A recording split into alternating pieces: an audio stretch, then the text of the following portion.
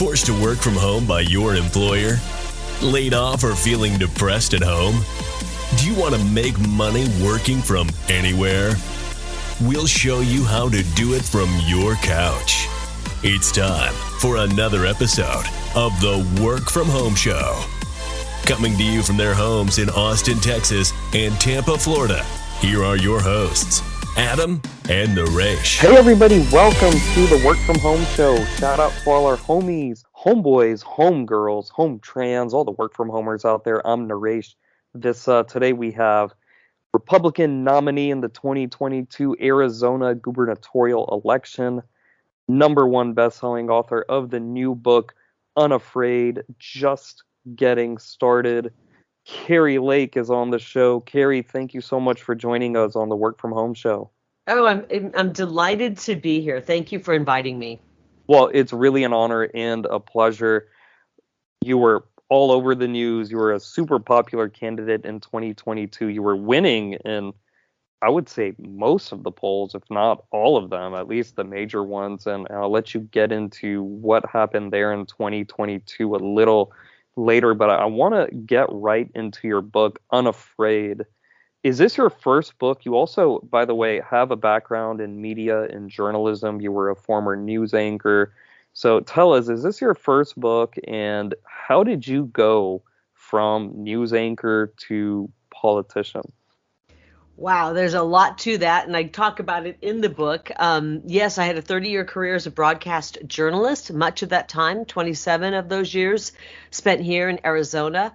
And as the lead anchor, the face of news, the most popular face of news in Arizona for 22 years as the lead anchor of the Fox affiliate.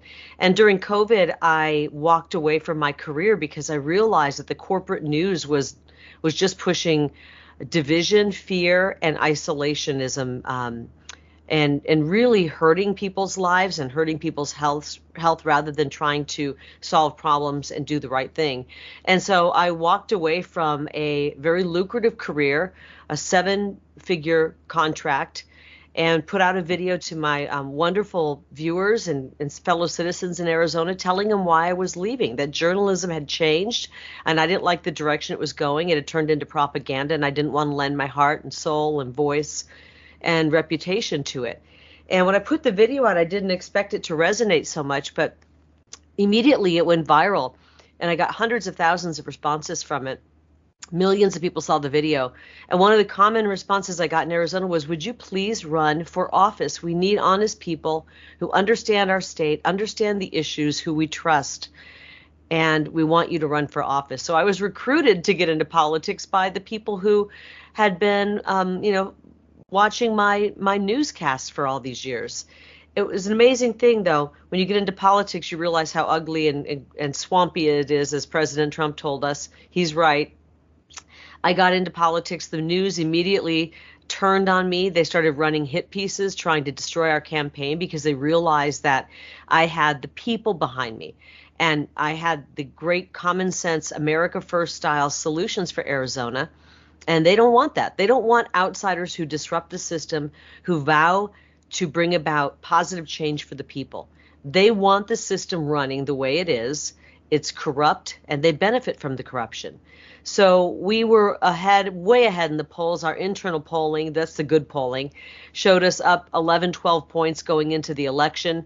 And they were in a panic. The crooked people who run our elections in this state, the absolutely corrupt criminals who run our elections, they rigged the election.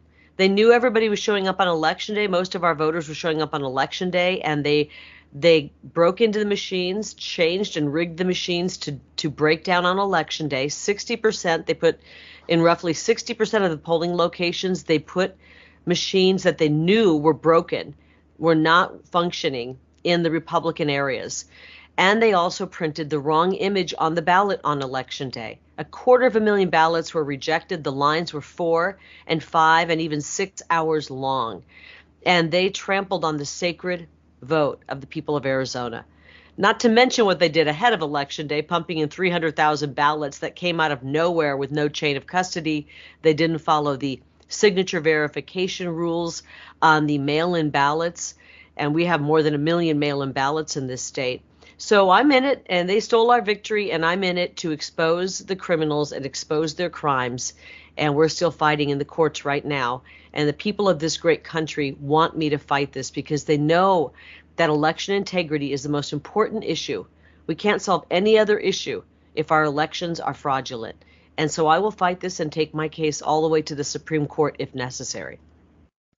Well, please, by all means, continue to fight the good fight, because one of my questions was going to be, I feel like since I can remember the first election, I guess I'm somewhat younger, but the first election I remember was the election of 2000. I was not even a teenager at that point, but I grew up in Texas, and George Bush ran for president. And that was the first time I heard about this issue of election integrity and these ideas of election reform. And every election since then, every single one, it has been a topic on both sides for both parties.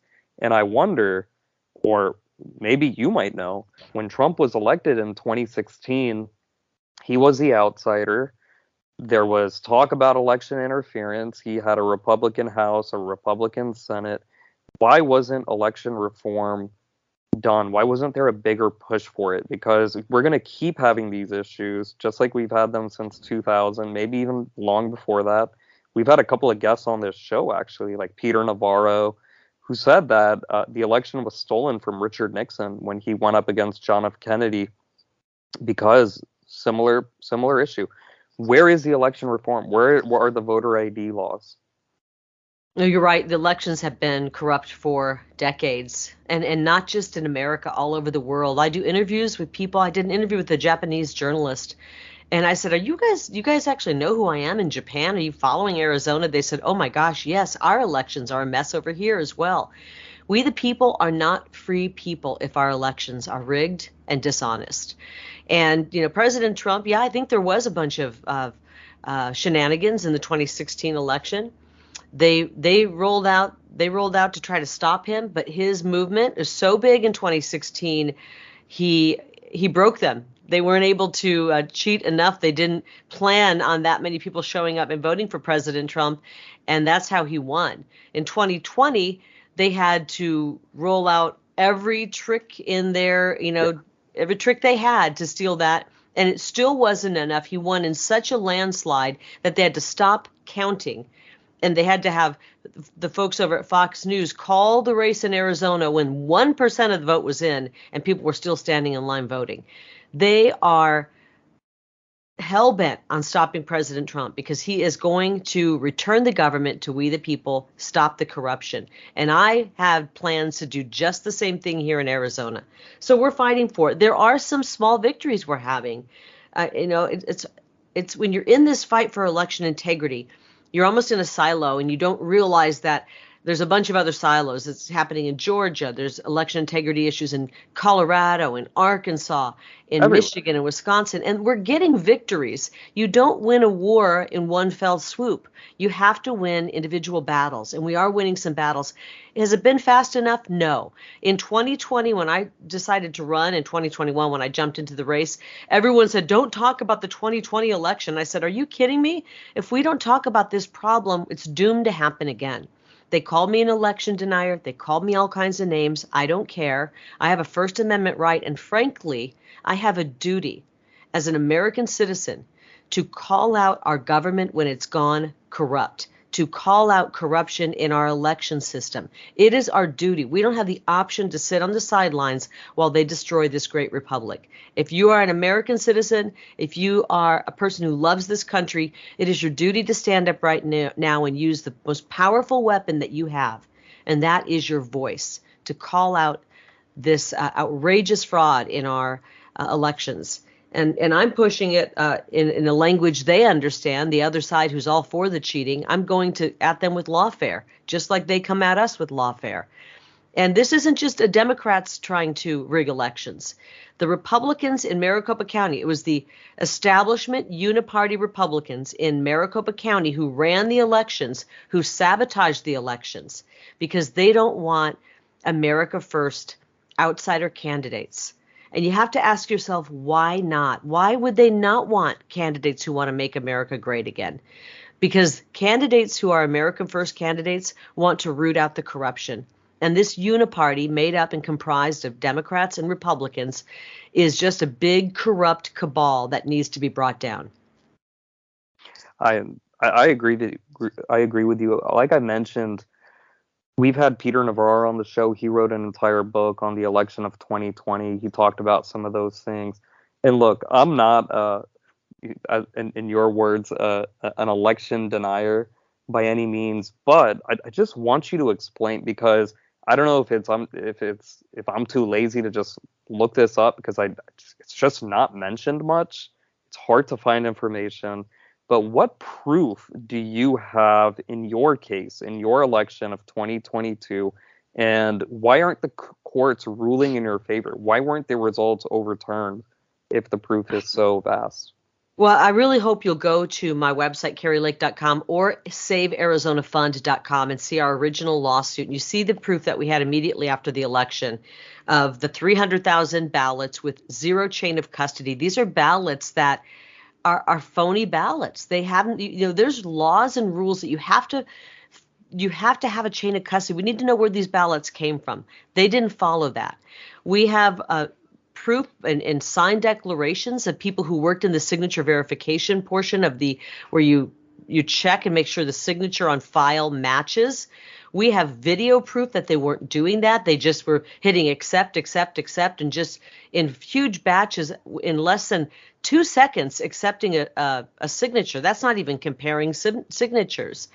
And we also have system log files, which is the data provided to us by the election officials in Maricopa County that shows that they did secret testing of the machines, where they broke the seals on the machines, inserted new memory cards and different software that would ensure that the machines would fail at a nearly 59% rate. They knew 59% of the machines would fail. They then took those machines and put them in Republican areas.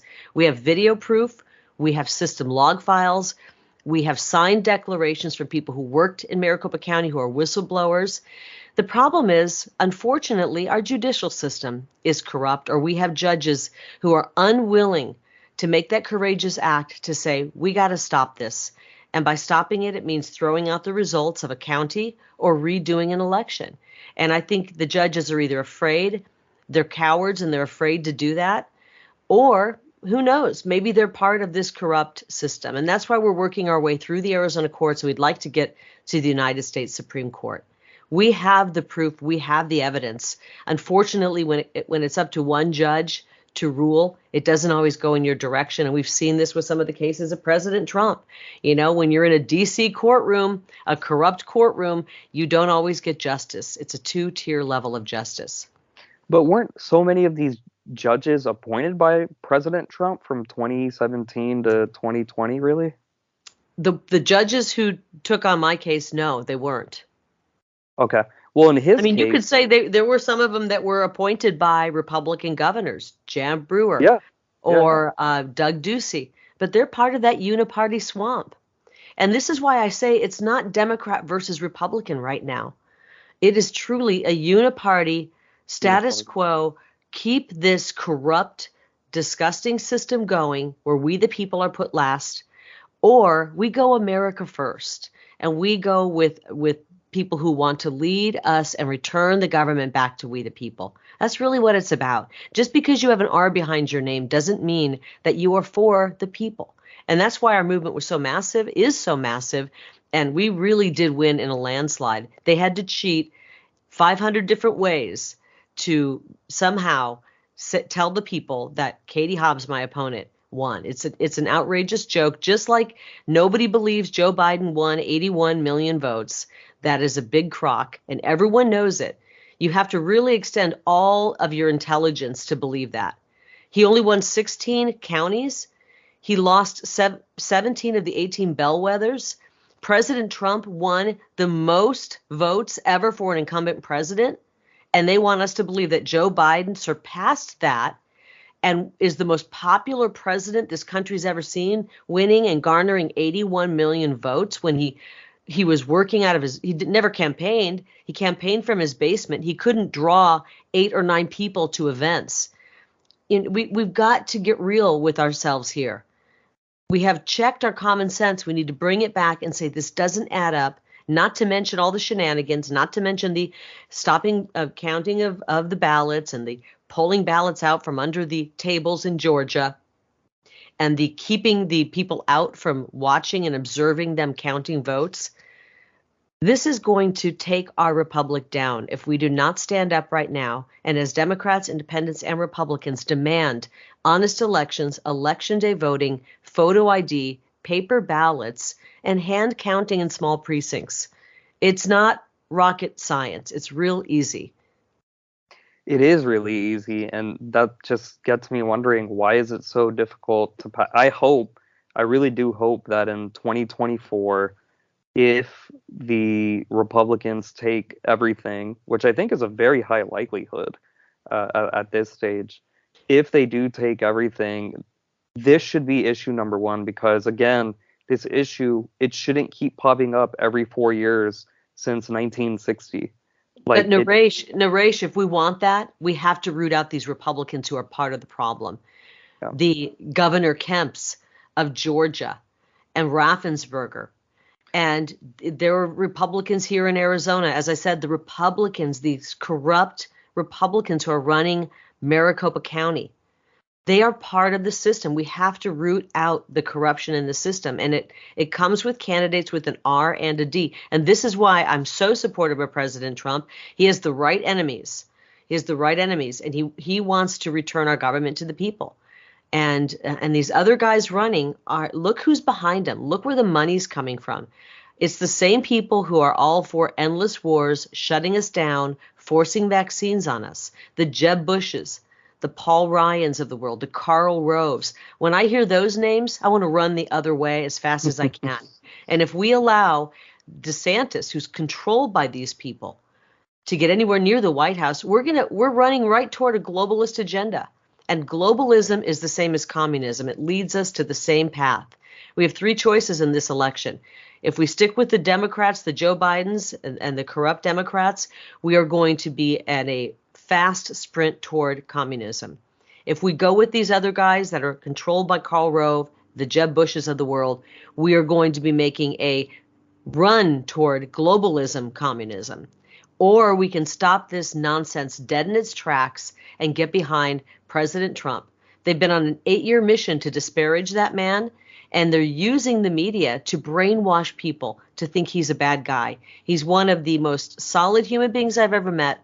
He's one of the most selfless individuals I've ever met. He's given up everything. He's put his family and himself and his businesses through hell and back because he loves this country. And he's really the only man for the moment. And that's why I'm out there working to make sure he gets elected. I want nothing in return for it, but I want to make sure that we save this country. And I think we've got very limited time to do that.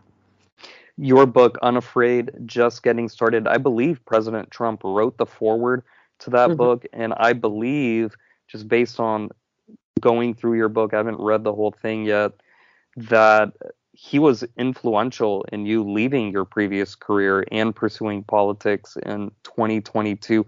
Can you talk a little bit how you got in good with Trump and how you got his support? You know, I supported him as a journalist. I didn't talk about who I supported, but personally, I supported him the minute he came down that escalator. The Republican Party was on life support. He breathed new air into it. He brought back those ideals that came from Reagan. You know, Reagan was the one who said, "Make America great again." And President Trump said, we have to do this. We've got to bring our country back. We're the greatest country in the world, but the corruption, we're not putting the people first. We're not putting our country first. We're being embarrassed on a world stage. And so when he came down that escalator, I said, this guy is speaking my language, and I believe the language of the everyday American.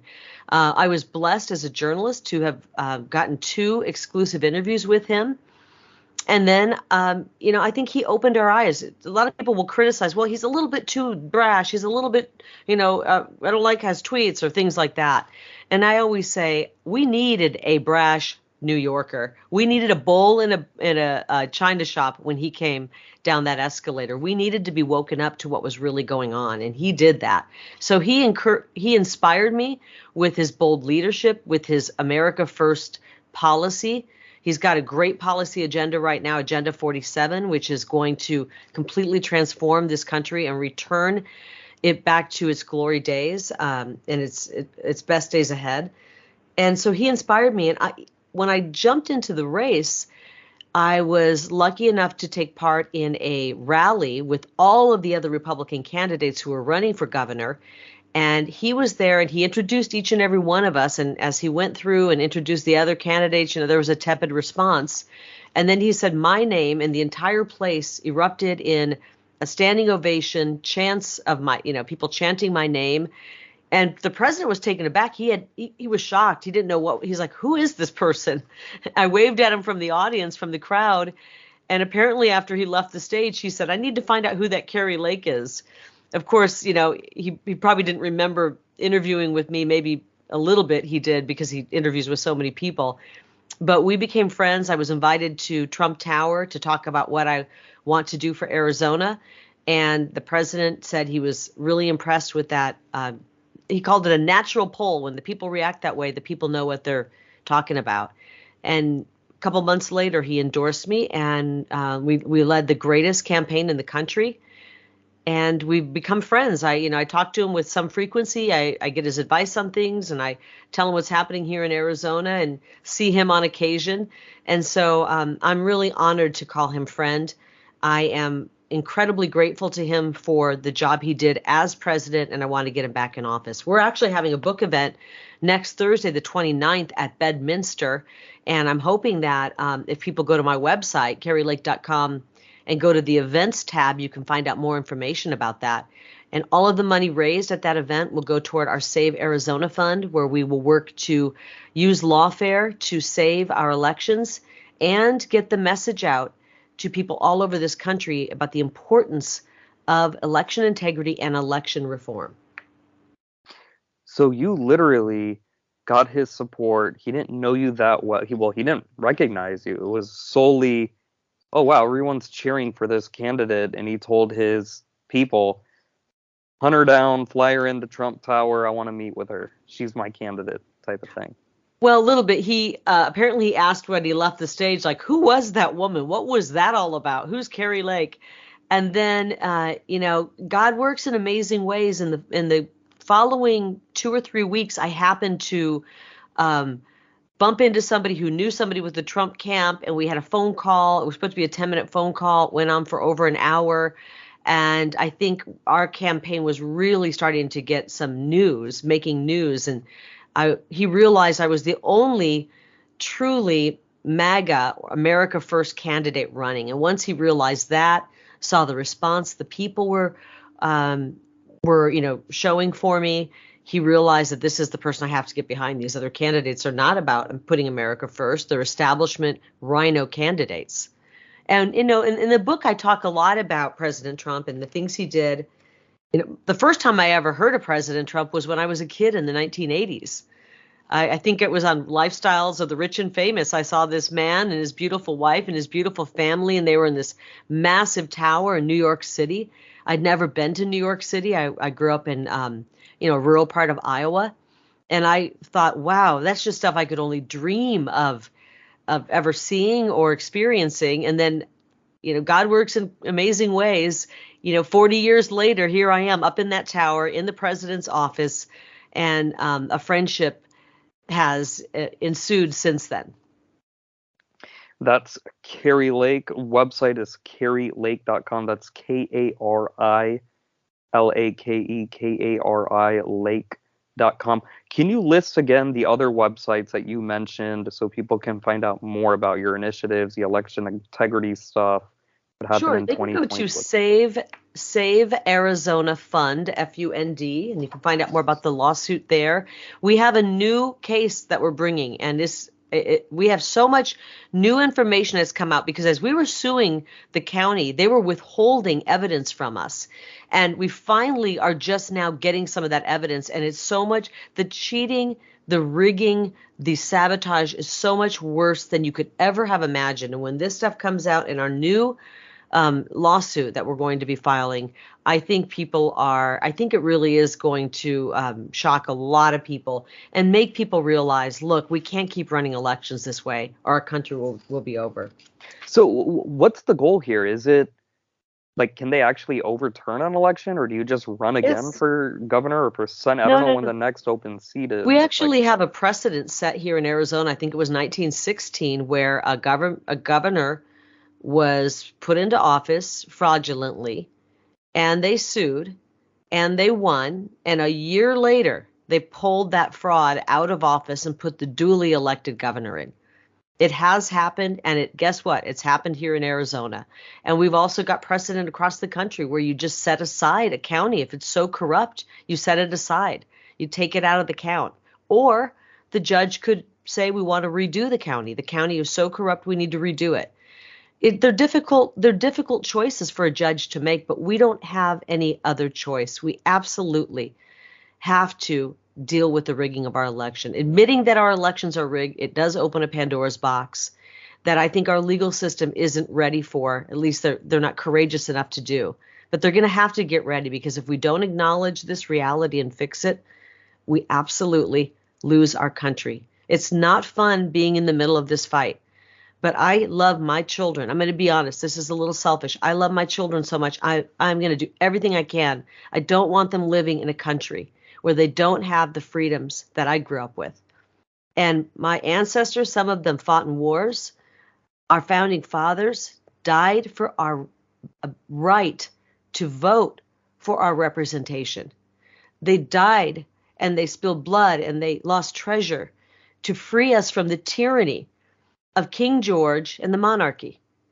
And it is our duty as Americans to stand up right now and fight for this. And that means speaking out about it, using your social media.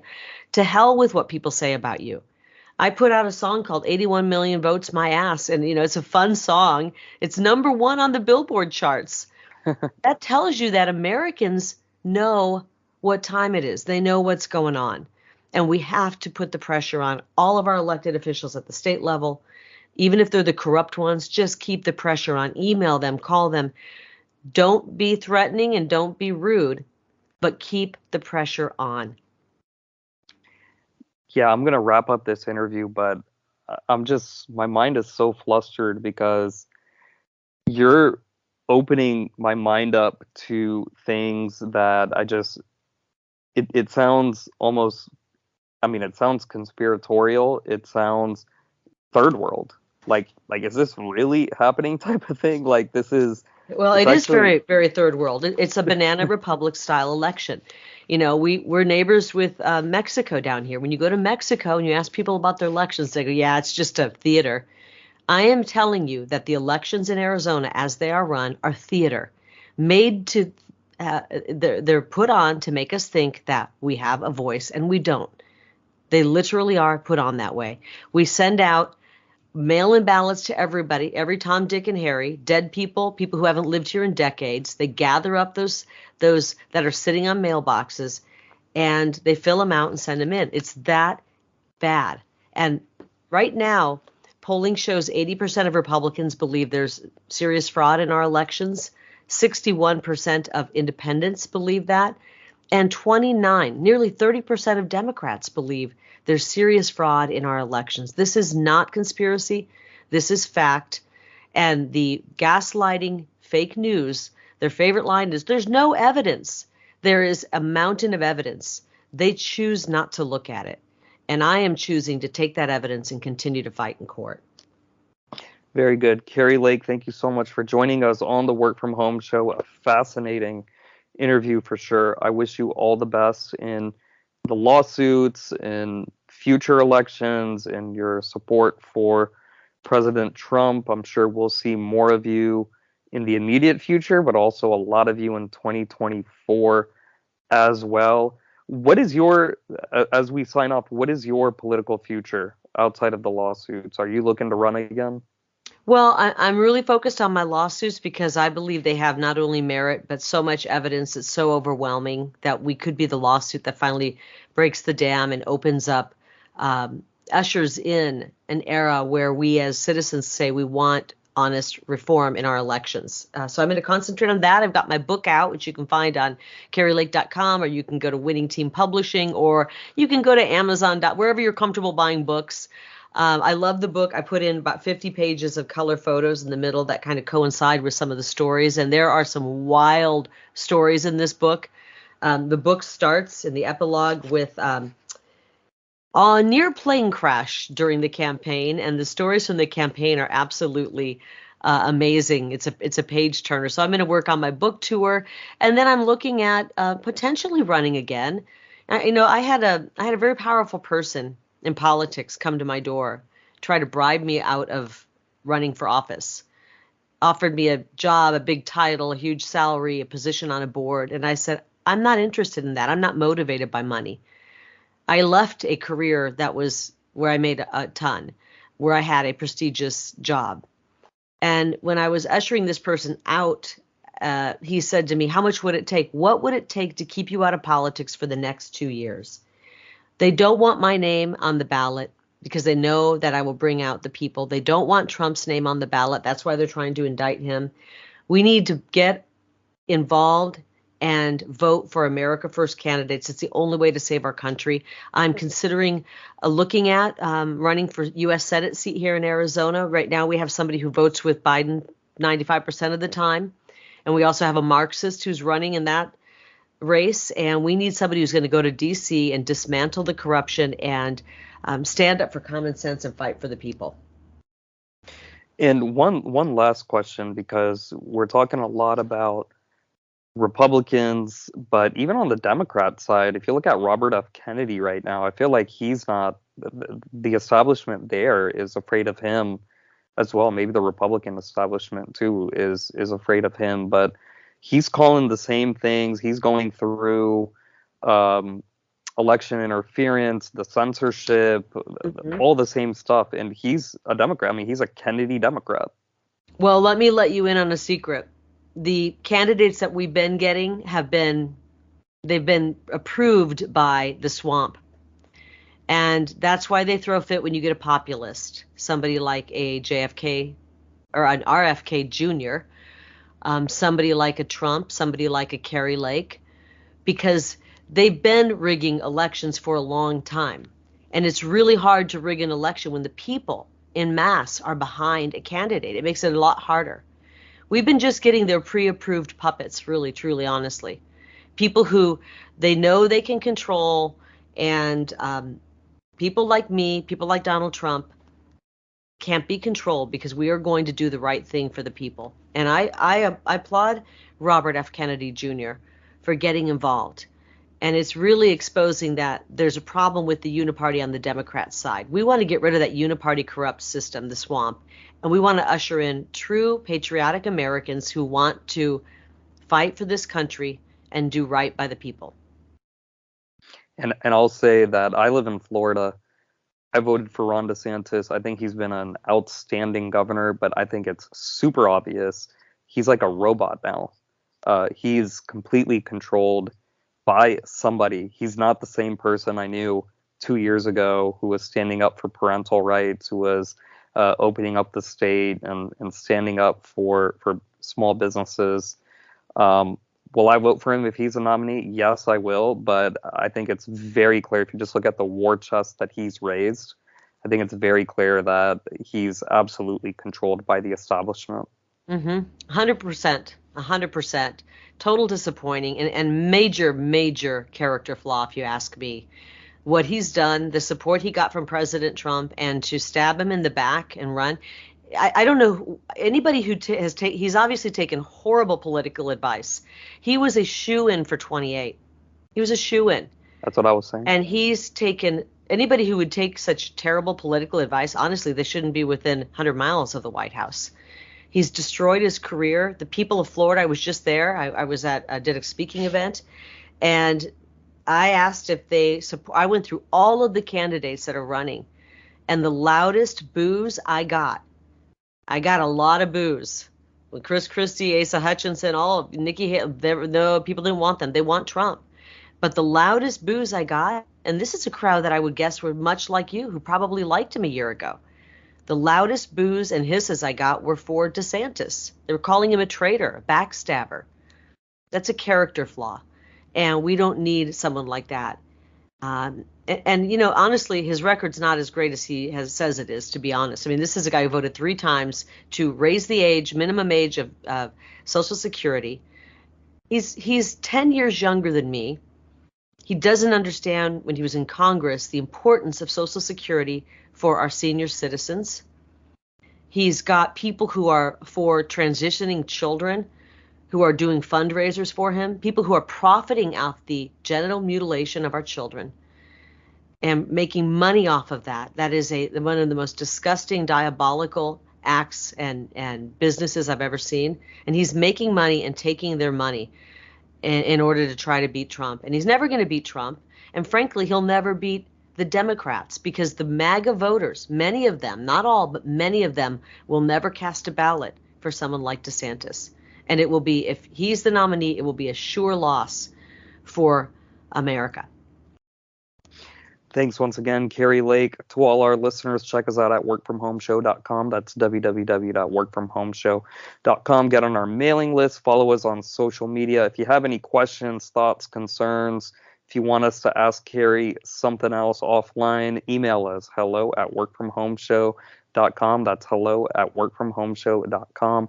And until next week, keep on working from home.